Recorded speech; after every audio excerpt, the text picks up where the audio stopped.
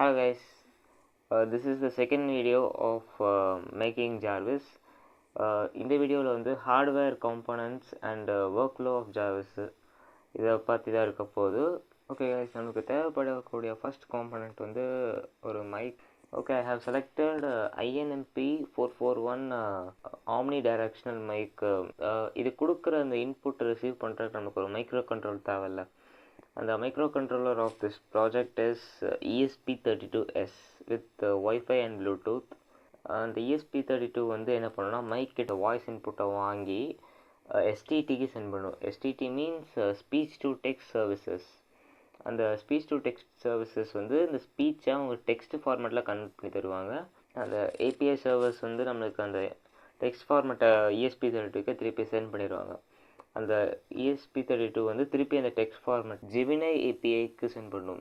அதுவும் ஒரு AI server. நீங்கள் கொடுக்குற கொஷின், இப்போ சப்போஸ் வாட் இஸ் டுடேஸ் வெதர்னா அந்த கொஷினை அங்கே ப்ராசஸ் பண்ணி அங்கே இருக்க டேட்டாவோட மேட்ச் பண்ணி இன்றைக்கோட வெதர் என்னங்கிற அவுட்புட் அந்த டெக்ஸ்ட் ஃபார்மேட்டில் திருப்பி ESP32க்கு அனுப்பிடுவாங்க. ESP32 என்ன பண்ணணும், திருப்பி அதை வாங்கி அக்கார்டிங் டு UART கனெக்ஷன் இது வந்து இன்னொரு ESP32க்கு சென்ட் பண்ணும். பிகாஸ் ஏன் இன்னொரு ESP32 ஆட் பண்ணியிருக்கேன்னா, இப்போ கிடச்சிருக்க டெக்ஸ்ட் இன்புட்டை நம்ம திருப்பி வாய்ஸ் ஹியரபிள் ஆடியோவாக மாற்றணும்ல, அதுக்காக இன்னொரு ESP32.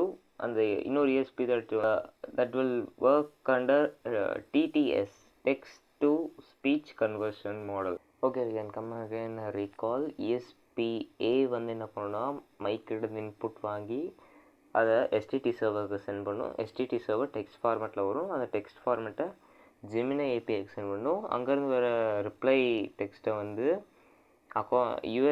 UART connection between ESP, இந்த ESPக்கும் இந்த ESPக்கும் ஒரு கனெக்ஷன் தான் UARTங்கிற ஒரு ஃபார்மேட். ஓகேவா, அந்த சர்வருக்கு சென்ட் பண்ணி அதில் வந்து வர டிஜிட்டல் ஆடியோ தான் இருக்கும். டிஜிட்டல் ஃபார்மேட்டில் நம்மளால் கேட்க முடியாது, ப்ளேவும் பண்ண முடியாது. அதை அனலாக் ஃபார்மேட்டுக்காக மாற்றணும். அதுக்கு என்ன பண்ணணும்னா ஒரு ஆடியோ ஆம்ப்ளிஃபையர்.